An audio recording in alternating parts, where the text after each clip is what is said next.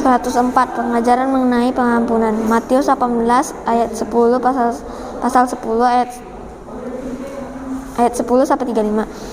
Ingatlah, jangan menganggap rendah seorang dari anak-anak kecil ini, karena aku berkata kepadamu, ada malaikat mereka di sorga yang selalu memandang wajah Bapakku yang di sorga, karena Putra Manusia datang untuk menyelamatkan yang hilang.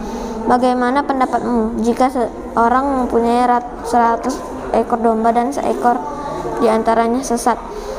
Tidakkah ia akan meninggalkan yang 99 ekor di pegunungan dan pergi mencari yang sesat itu? Dan aku berkata kepadamu, sesungguhnya jika ia berhasil menemukannya, lebih besar kegembiraannya atas yang seekor itu daripada yang ke-99 ekor yang tidak sesat. Demikian juga Bapamu yang di surga tidak menghendaki supaya seorang pun dari anak-anak ini hilang. Apabila saudaramu berbuat dosa, tegurlah dia bawah 4 mata. Jika ia mendengarkan nasihatmu, engkau telah mendapatnya kembali. Jika ia tidak mendengarkan engkau, bawalah seorang atau 2 orang lagi, supaya atas keterangan 2 atau 3 orang saksi perkara itu tidak disangsikan. Jika ia tidak mau mendengarkan mereka, sampaikanlah soalnya kepada jemaat. Dan jika ia tidak mau juga mendengarkan jemaat, pandanglah dia sebagai seorang yang tidak mengenal Allah atau seorang pemungut cukai. Aku berkata kepadamu, sesungguhnya apa yang kamu ikat di dunia ini akan terikat di sorga, dan apa yang kamu lepaskan di dunia ini akan terlepas di sorga. Dan lagi aku berkata kepadamu, jika 2 orang dari antara kamu di dunia ini sepakat meminta apapun juga, permintaan mereka itu akan dikabulkan oleh Bapakku yang di sorga.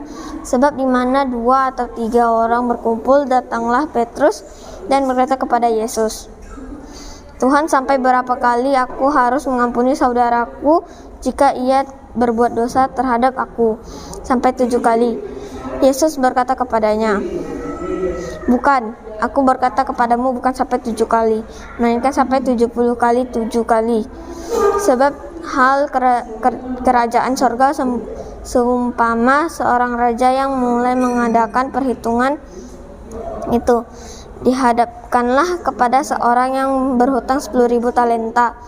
Tetapi karena orang itu tidak mampu melunaskan hutangnya, raja itu memerintahkannya supaya ia dijual beserta anak istrinya dan segala miliknya untuk pembayar hutangnya.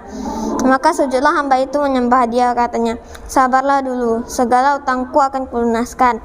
Lalu tergeraklah jantung raja itu oleh belas kasihan akan hamba itu, sehingga ia membebaskannya dan menghapuskan hutangnya. Tapi ketika hamba itu keluar, ia bertemu dengan seorang hamba yang lain yang berhutang 100 dinar kepadanya. Ia menangkap dan mencekik kawannya itu, katanya, bayar hutangmu. Maka sujudlah kawannya itu dan memohon kepadanya, sabarlah dahulu, hutangku itu akan kulunaskan. Tetapi ia menolak dan menyerahkan kawannya itu ke dalam penjara sampai dilunaskan hutangnya. Melihat itu, kawan-kawannya yang lain sangat sedih, lalu menyampaikan segala yang terjadi kepada tuan mereka.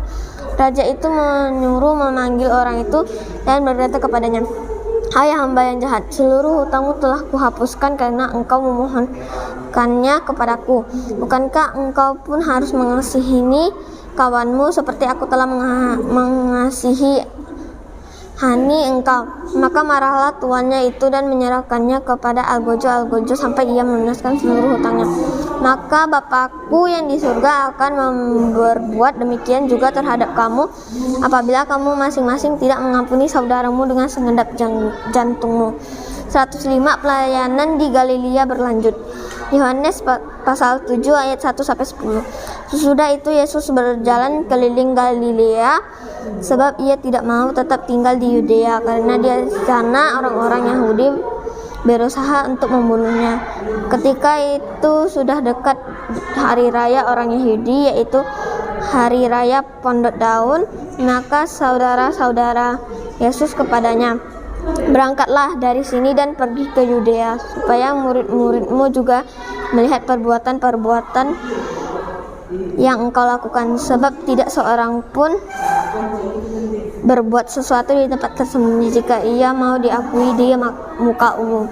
Jikalau engkau berbuat hal-hal yang demikian, nampakkanlah dirimu kepada dunia, sebab saudara-saudaranya sendiri pun tidak percaya kepadanya. Maka Yesus kepada mereka, jamku belum tiba, tetapi bagi kamu selalu ada waktu. Dunia tidak dapat membenci kamu, tetapi ia membenci aku, sebab aku bersaksi tentang dia bahwa pekerjaannya jahat. Pergilah kamu ke pesta itu. Aku belum pergi ke situ karena jamku belum genap. Demikianlah katanya kepada mereka. Dan lah pun tinggal di Galilea. Tetapi sudah saudara-saudara Yesus berangkat ke pesta itu. Ia pun pergi juga ke situ, tidak terang-terangan tetapi diam-diam.